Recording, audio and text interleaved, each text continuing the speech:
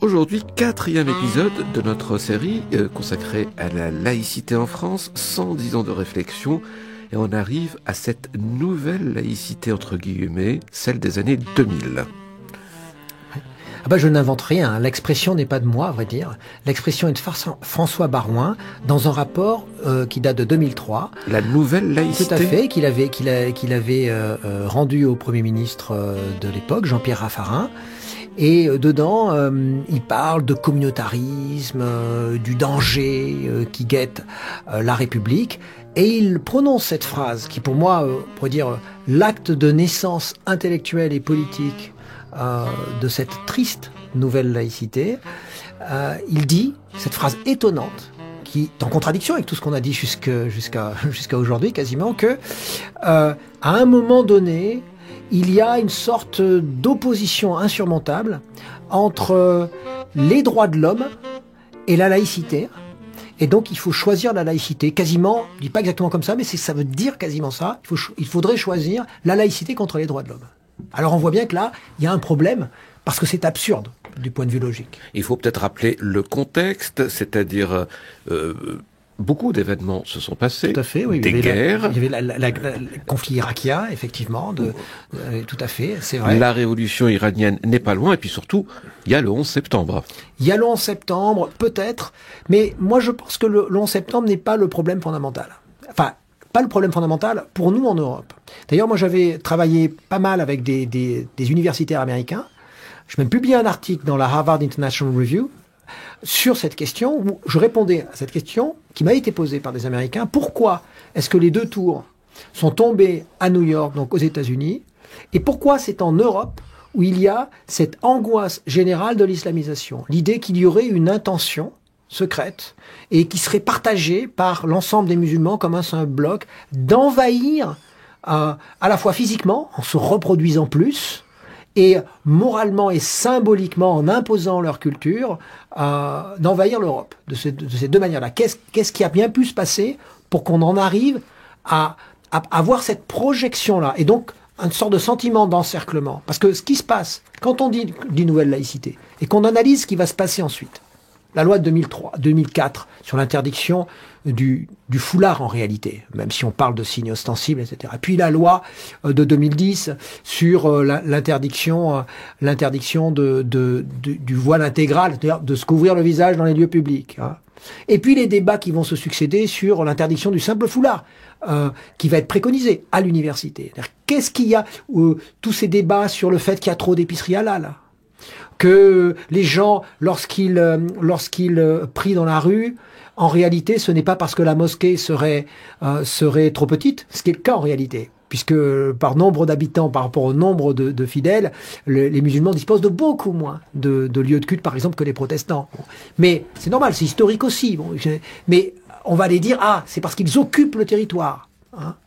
On va aller dire aussi, j'ai lu un article dans Le Monde de Madame Tribala, qui est une démographe par ailleurs assez sérieuse, qui a pu écrire pourtant cette absurdité, que s'il y avait autant de musulmans dans les quartiers, c'est pas parce qu'ils font partie en moyenne des catégories socio-professionnelles qui sont un peu clouées dans ces parties. Pour ne pas dire défavorisés. Voilà, pour ne pas dire défavorisés, mais c'est parce que ils savent qu'ils ont intérêt à y rester pour être ensemble, pour pouvoir se mobiliser.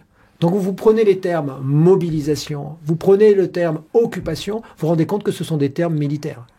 Vous vous rendez compte qu'on est dans une ambiance de paranoïaque, pas seulement phobique vis-à-vis de l'islam, parce que la phobie ne suppose pas l'intention de l'objet de notre peur. Alors que là, on suppose une intentionnalité. On suppose qu'on nous en veut à nous, à notre identité, à ce que nous voulons être. Il ne nous laisse pas être ce que nous voudrions être, etc. Et donc, il y a cette espèce de mise en scène à l'intérieur de laquelle la laïcité participe. C'est-à-dire qu'on va nommer, c'est pas de la laïcité authentique, bien sûr, mais on va nommer laïcité, on va faire, si vous voulez, on va mettre la laïcité exactement dans le patrimoine national. On va dire, c'est ce qu'a très bien compris Marine Le Pen, à partir du milieu des années 2000, alors que son père se voulait, enfin, au moins portait la laïcité, ne portait pas la laïcité dans son cœur, même pour lui c'était suspect, c'était le complot judéo-maçonnique, disait-il. Avec Marine Le Pen, la laïcité devient patrimoine national, quasiment à égalité avec le château de Versailles, la virginité de Jeanne d'Arc et le vase de Soissons.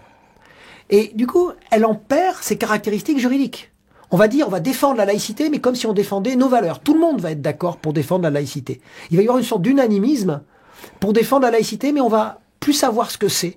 La laïcité. Alors, cette confusion, cette panique peut s'expliquer. Je veux dire que ça arrive dans une France qui a avancé dans ses revendications, dans ses révolutions d'émancipation. Mai 68 est passé par là. Le statut de la femme est enfin valorisé, même s'il reste encore du travail à faire. Et puis arrive cette histoire de deux jeunes adolescentes, les adolescentes Lévy, c'est-à-dire qui ne sont même pas originaires de pays musulmans, qui vont se convertir à l'islam, alors que leurs parents, même si on peut penser qu'ils étaient juifs, ils l'étaient même pas du tout, ils étaient vraiment pas du tout croyants, alors que leurs parents n'étaient pas du tout dans ce système. On voit ça comme un phénomène nouveau, avec tous les échos qu'il y a du monde musulman en guerre et en chaos. Donc on peut comprendre cette panique, Raphaël Liolier. Moi je ne suis pas, souvent on m'a accusé de ça, de dire je ne comprends pas le phénomène. Je comprends très bien le phénomène et je pense qu'on peut parfaitement le comprendre, bien sûr, et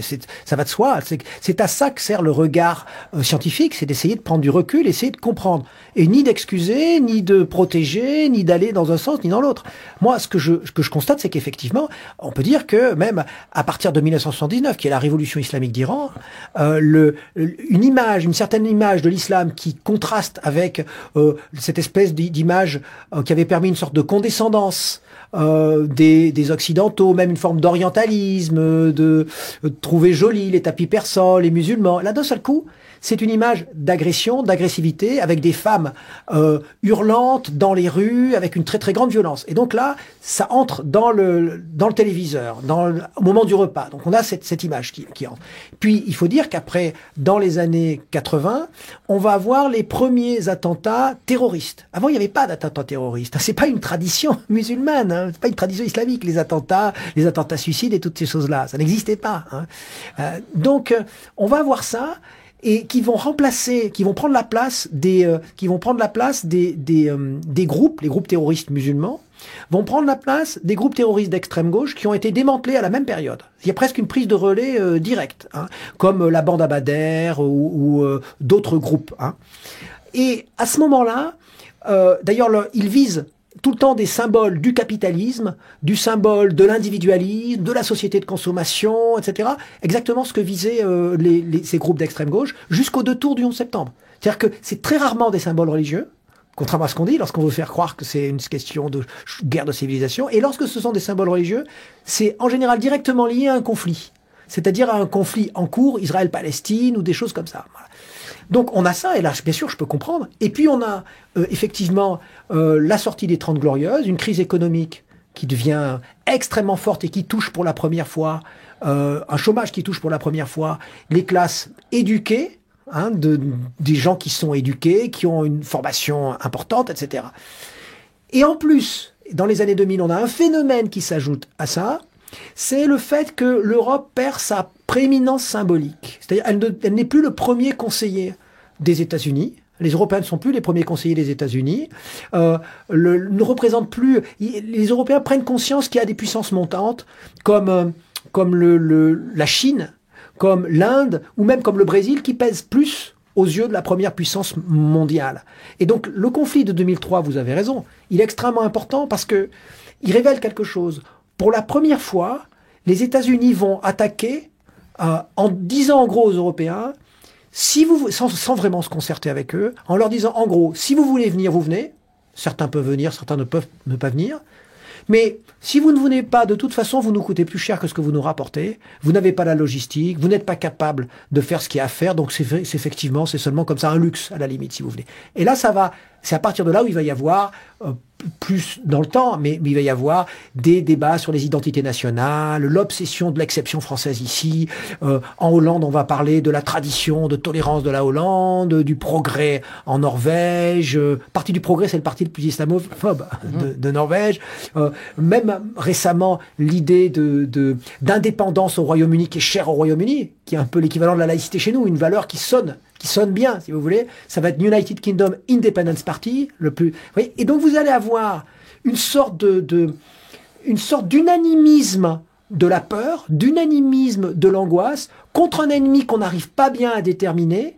Et comme il se trouve que dans l'inconscient collectif, il y a en même temps l'image du sarrasin qui est l'ennemi multiséculaire, qui serait l'ennemi multiséculaire de l'Europe judéo-chrétienne, l'image du musulman contre les femmes, contre la modernité. Donc à la fois les progressistes et les traditionalistes européens se retrouvent dans cette dénonciation de cet ennemi. Et bien sûr les événements, avec une forme d'intolérance musulmane très forte, qui doit être comprise aussi dans un certain nombre de pays musulmans ou au moins à majorité musulmane, avec une insécurité, le terrorisme international, et tout ça est le terrain favorable pour faire de la laïcité, moi, ce que j'ose appeler encore aujourd'hui, parce qu'il y a une certaine dérive dans ce sens-là, une forme d'hygiénisme culturel.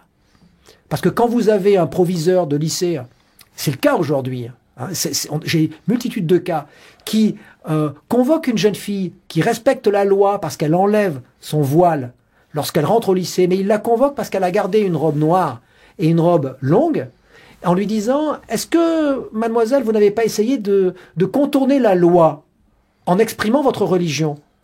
Mais ce qu'il oublie, ce proviseur, ce qu'il oublie, c'est qu'elle a le droit d'exprimer sa religion. Elle n'a pas le droit de mettre un voile depuis la loi.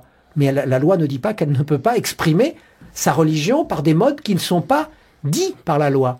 Donc c'est surinterprété. C'est-à-dire qu'il y a une surinterprétation dans une logique de guerre, en quelque sorte. Comme si la laïcité devait faire la guerre culturelle. Elle ne doit pas faire la guerre culturelle. Elle n'est pas faite pour ça, la laïcité. Ça qui est étonnant. Et quand vous avez le proviseur, un proviseur en particulier à Marseille, qui précise, bon, vous me dites que c'est faux, que vous ne voulez pas contourner la loi, mais quelle est la marque de votre robe? Ça ferait rire si ça ne faisait pas pleurer. Quelle est la marque de votre robe? Si c'est écrit en arabe, bon, si c'est écrit en arabe, je peux pas vous croire. Forcément, c'est que vous avez un objectif qui est peu louable, un objectif de guerre finalement. Hein. Et par contre, si c'est écrit en français ou en anglais, que ça a été acheté à H&M ou dans un magasin de ce type, alors là, je veux bien vous croire. Texto. Ce que je vous dis, c'est un fait, si vous voulez. Quand on en arrive à ce type de procès d'intention, il faut comprendre que, du coup, il y a comme une sorte de mise en scène collective, et que dans cette mise en scène collective, il y a une sorte de peuple, une majorité de Français, entre guillemets de souche, qui se représentent comme agressés, parce que toute la journée on entend ça à la télévision, partout, etc. On a des gens qui jouent les héros en écrivant des essais pour défendre l'Occident, l'identité malheureuse, je ne sais quoi, le suicide français, ou tous ces termes-là qui disent quasiment à peu près la même chose. Hein. Mais il y a aussi, en même temps, une radicalité. En face, on a des musulmans qui, pour la plupart, ont peur de ce qui est en train de se passer, disent pas grand-chose, et on a des individus qui sont dérégulés, qui sont passés par l'alcool, qui sont passés par le rap le plus souvent, qui ont eu énormément de rêves, qui voulaient même devenir militaires. Je pense à Mohamed Merah. Et puis leurs rêves déchus, il se trouve qu'ils sont d'origine maghrébine, et d'un seul coup, ils se découvrent même aujourd'hui, c'est ça l'originalité du phénomène actuel, qui est induit par cette mise en scène macabre. Ils vont se découvrir, ils vont vouloir devenir djihadistes, presque sans passer, en sautant par-dessus la case islam, et en devenant musulmans parce qu'ils ont voulu être djihadistes. Alors que même dans les années, début des années 80-90, c'est ce que j'ai écrit un certain nombre de tribunes sur le sujet, hein, dans les années 80-90, même début des années 2000, même les terroristes type Al-Qaïda, ils étaient radicalisés à l'intérieur de leur éducation religieuse. Aujourd'hui, ce sont des gens sans éducation religieuse, qui se découvrent musulmans pour pouvoir être djihadistes. Ce qu'il faut pas confondre, c'est le djihadisme, la violence des individus, et un vrai désir de revenir à la foi, mais qui n'est pas spécifique aux musulmans. Chacun essaye de rechercher une sorte d'identité qui est une identité, un enracinement avec la foi. Mais est-ce que ça va avec la foi? Pour parler des Français musulmans, parce qu'on est aux premières générations de Français musulmans, rien à voir avec leurs parents, ou maintenant on peut dire même leurs grands-parents. Même deuxième génération. Oui, ouais. qui étaient là, mais qui se considéraient comme immigrés. Eux, ils sont nés ici. Est-ce que c'est pour montrer qu'ils sont présents dans cette société française et qu'ils ont une culture, ou est-ce que c'est vraiment global, c'est un désir d'en découdre avec les années 60 et de revenir aux religieux? Oui. Il y a deux phénomènes qui se croisent et qui sont mélangés, c'est ça le problème.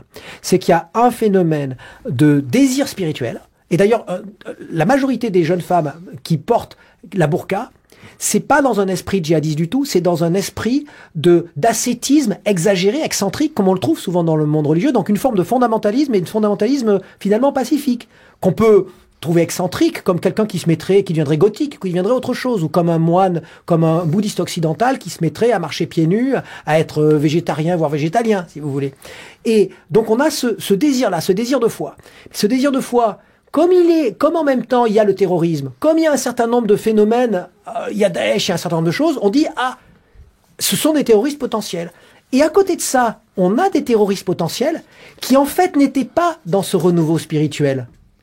Ils n'étaient pas dans ce renouveau spirituel, mais ils vont vouloir devenir djihadistes au nom de leur humiliation, de leur frustration. On voit, ce sont des gens qui sont passés par la DAS, qui sont dans un rapport vraiment à la frustration, ce qui n'est pas le cas de certaines spiritualisations aujourd'hui de l'islam, parfois même fondamentalistes, ce qui n'est pas le cas. Et ils reviennent à l'islam, enfin ils se représentent comme musulmans à travers le djihadisme. Vous voyez ? Et ça, c'est extrêmement important de distinguer les deux phénomènes, parce qu'en confondant les deux, et en voulant viser, par exemple, les jeunes femmes qui portent le voile ou autres, eh bien, on finit par accentuer la frustration, créer de la frustration et créer du désir chez certains de ces individus de surjouer le rôle de l'ennemi, qui pour nous, quelque chose dont on a peur, mais eux, ça devient désirable parce qu'ils s'estiment lésés, frustrés, etc. Merci beaucoup, Raphaël Liogier. Demain, on continue notre série. Demain, dernier épisode, les défis de demain pour la laïcité en France. À demain.